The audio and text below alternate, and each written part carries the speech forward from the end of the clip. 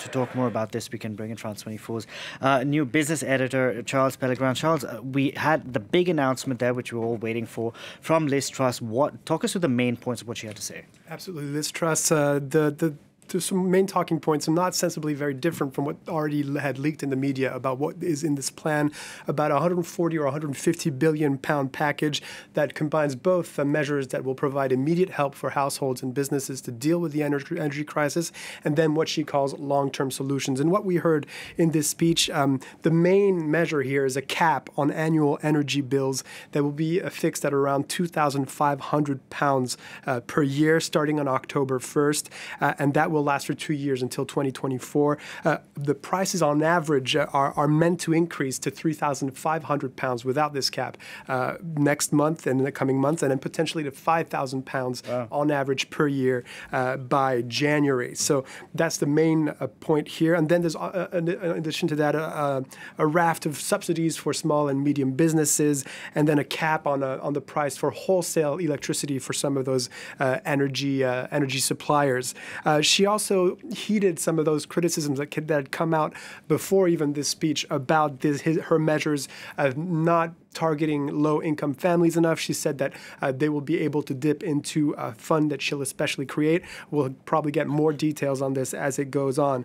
In terms of long-term planning, she did not mention this in the speech, but there is still talk of putting an end to a moratorium on fracking for shale gas, a moratorium that was imposed in 2019, and that would provide the ability to do new oil and gas exploration in the North Sea, and would be a push for more energy security for the UK in the future. Now, the question here is how to pay for it. She did not address this in this speech, but her cabinet have pointed to various ideas. She did say there won't be a windfall tax. She did say that. She reiterated something she said yesterday. Exactly. That won't be paying for it. Important to note, there already is a bit of a windfall tax, a £5 billion pound windfall tax that has been imposed on oil and gas energy producers under Boris Johnson.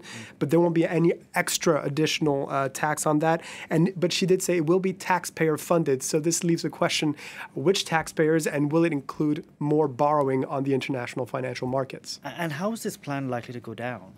Well, even before her speech, some think tanks in the UK, like the Institute for Fiscal Studies and some charities, have already shared their thoughts, and they're quite critical, saying that it doesn't do enough for low-income households across the country who will need additional help. This is the problem with a flat price cap like this across the board, that everyone will benefit from it, which means that higher-income households will benefit from the same than low-income households, and this could be shared more appropriately in a variable price cap that would funnel more funds into low-income households that need it more. The additional problem here is that it doesn't encourage to diminish your consumption of electricity or gas for those big spenders because they benefit from the same amount. And the idea here is to lower consumption so as to not drive prices up further.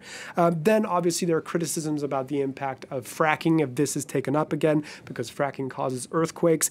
And then there's concerns over public debt, obviously, if there is no additional windfall tax, especially with the pound that's currently at its lowest level to the US dollar since 1985, which makes borrowing more expensive.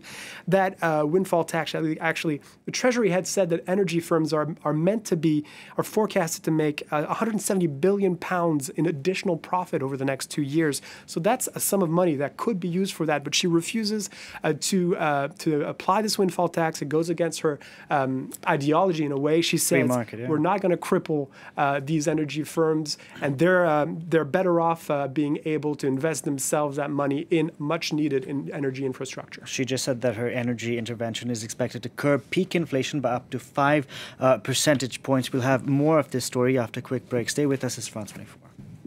Thank you, Sweeta.